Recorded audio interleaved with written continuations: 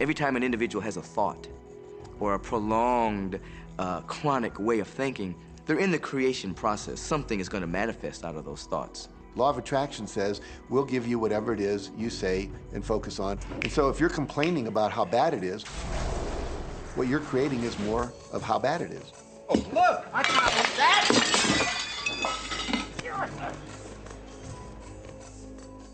I had a student named Robert. Robert was a gay man, and he was taking an online course I have, part of which entails email access to me. And he outlined all of the grim realities of his life. In his job, all the people ganged up on him. And it was constantly stressful because of how nasty they were with him. When he walked down the street, he said every block he was accosted by homophobic people who wanted to abuse him in some way. He was wanting to become a stand-up comedian. And when he went out and did a stand-up comedy job, everybody heckled him about being gay. And his whole life was one of a lot of unhappiness and misery, and it all focused around this idea of being attacked because he was gay.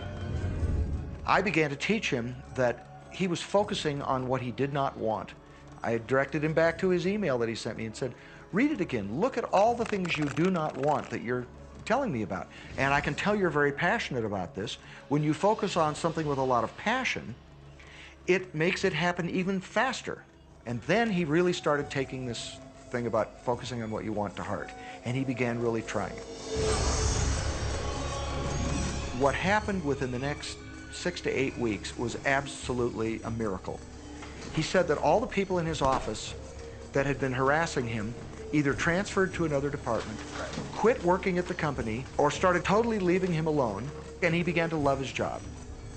He noticed that when he was walking down the street that nobody came up to him and harassed him anymore.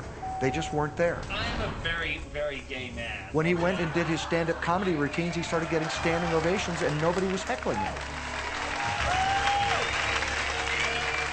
His whole life changed because he changed from focusing on what he did not want, what he was afraid of, what he wanted to avoid, to focusing on what he did want. So we may be very positive in our outlook and orientation, and we tend to attract positive people and positive events and circumstances. We may be very negative in our orientation or very angry, in which case we tend to attract negative, angry people and negative, angry circumstances. And so you end up attracting to you the predominant thoughts that you're holding in your awareness, whether those thoughts are conscious or whether they're unconscious. That's the rub. If you look very carefully, when it comes to the secret and the power of our mind and the power of our intention in our daily lives, it's all around us. All we got to do is open our eyes and look. You see law of attraction.